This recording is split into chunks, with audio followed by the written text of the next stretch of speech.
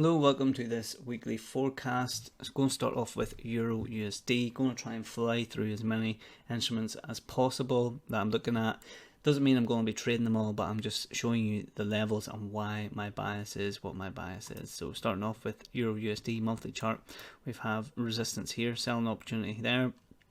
So resistance turned to support, and this is where we're at through this consolidation. So we've had heavy buying at these areas before, and that's what I'm looking for. So can it come down lower?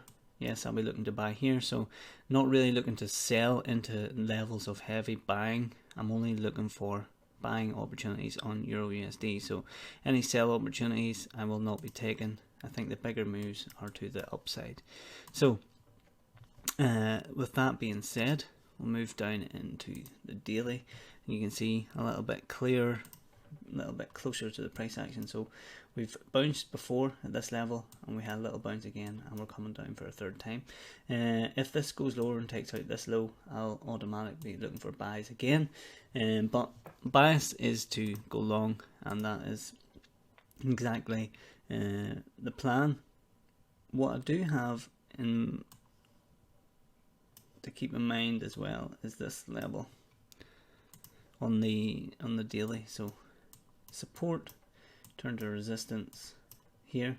So if we do get a buying opportunity here, this could be a good place to take some profits. If we get a daily close above here, then we'll be looking for buying again and play it from one level to the other. So to recap, bias is bullish on EURUSD. Go to cable now. We have this level to contend with if we want to get bullish, and then if we do break above this level, you can see the resistance coming in. If we do get a daily close above that, we run straight into trouble with these lows. So we're not really favouring buying pound at these levels. If we buy it here, we run into this resistance, and if we break above, then we run into resistance again. Ideal situation for me with pound would be if we break below. You could even get a selling opportunity down here, and then look for buying opportunities at area where we had heavy buying before. So overall, my bias would be bearish underneath this daily level, but would not be looking for any long-term trades. But the longer term trade for me would be to buy down here, back up into these levels. So whilst it's playing between these two levels, I'll be just looking to play it from one side to the other. There'll be plenty of pips in between these two levels on the higher time frames. Dollar yen, we go out to the weekly, you can see the channel that it's working in.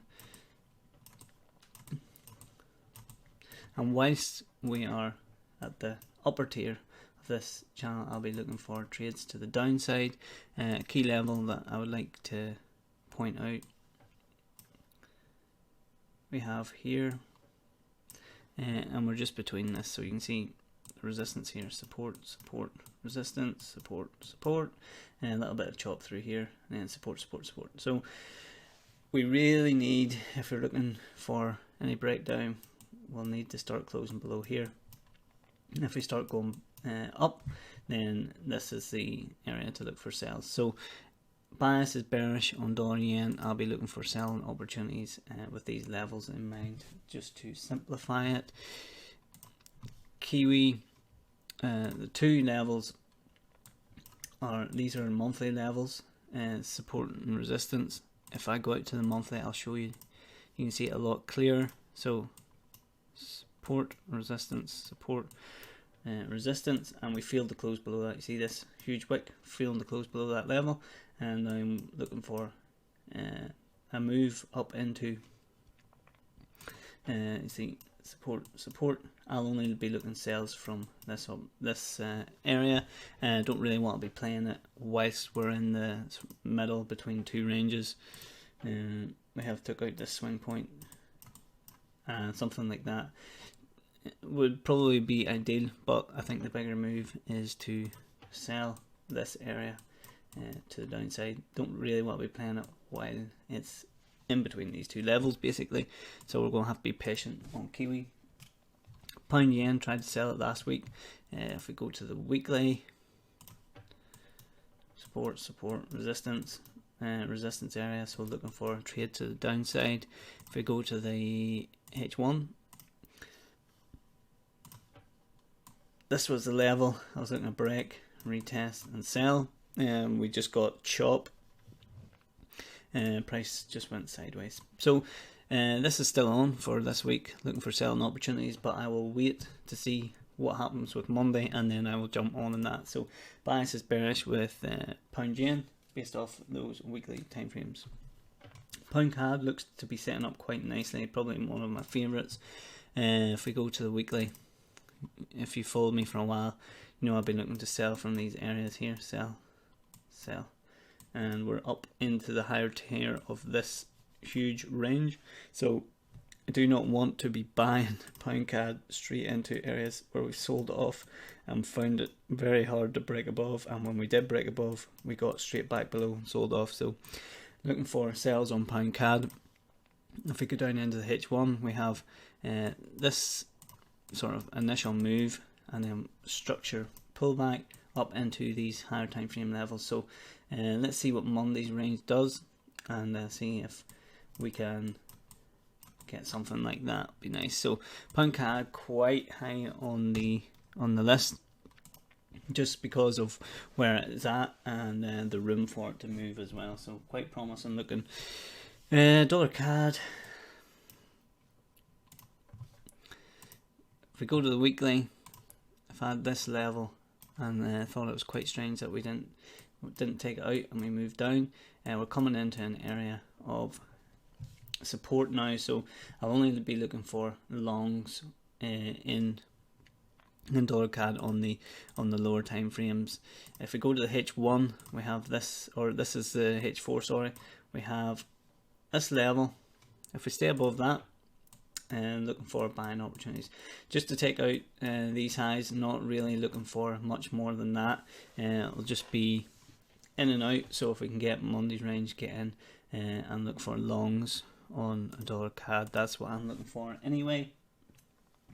Euro yen, this is the channel that we're in, quite the downtrend, but I have to draw your attention to these lows, and will not be shorting whilst going into an area where heavy buying has come into the market here, here and here. So if anything, if a buy scenario sets up, I'll be taking that. Now we really need a weekly close below this level to open up this area down here. So overall, looking for, if a buy opportunity sets up, I'll take it, and really need a weekly close below this higher time frame level to be looking for shorts. I don't want to be selling straight into support basically. Dollar Swiss, tried to sell this last week, so we were looking for selling opportunities. We did sell, and then we got out once we closed back inside for a small loss, and Monday's low acted as support. So if we can just clean that up, you can see sold a break here, and then we closed back in here, acted as support, and we've just gone higher. So what now? Well, if we draw this level back on, we have a structure. We have our initial move, which we were selling last week. We sold, or the previous week, we sold here, we sold here. So we got an initial push, and now we've got this structure pullback, and below our initial support and resistance. So let Monday unfold, and I'm looking for selling opportunities in dollar Swiss. As you know, I've been looking for that for quite a while. Move on to Aussie New Zealand. As you know, I've also been a buyer in Aussie New Zealand. This was the key level. Once we closed above that, we were looking for buys. What now? Well, I don't want to be buying just in the middle of the range. So either we sell, we're either sellers up here, or we're buyers down here. Those are the two key levels that I'm looking at. So would I, if I go down into the daily, we have this swing point. You can see that it's acting as support. If we break below that, Monday, Tuesday, whatever it is, we'll have to, let that unfold. I will actually be looking for a selling opportunity back down into these levels. I just think that we have an initial push and then we get the structure pullback, and then I think a bigger move is to the upside. So bearish bias, if anything, on Aussie New Zealand, looking for that pullback. Basically, I will not be following this up. If it continues up, then just let it go and await other opportunities. Euro pound, these are the levels. So sold off here, buying in here. So quite a huge range. We're at the middle of the range, but there is quite a nice level here where we've had support turn to resistance. So this is where we're at now. We're right on top of it.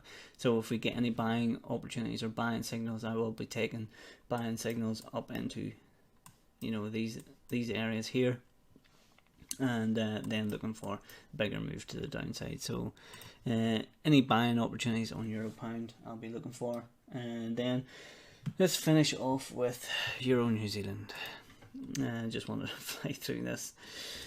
Euro New Zealand, we'll go to the weekly chart. You can see sold off heavily before here and sold off heavily before here. So key level on the weekly, we broke above, retest it. So at a key point, I'll be looking for buying opportunities while we are above this level. If we get a weekly close below it, then my bias will change. So just looking for buying opportunities in Euro New Zealand. Last week we did get a buying opportunity, but it came the whole way back. So looking for the same basically on Euro New Zealand while it's at areas where we bought before, then I'll be looking for that just to simply take out previous week's high. So that is your lot for this week. Quite a lot to get through, and I have my eye on other things as well, but I think we'll just call it there. This is just general levels, general bias. I will need Monday to unfold, and I'll need price action to unfold for me to trigger anything. I just won't be taking everything that sets up. So with that, I wish you the best of luck for this week coming. Any questions, let me know. If you want to give me a like in the video, that would be very kind. So wishing you the best of luck, and look forward to it.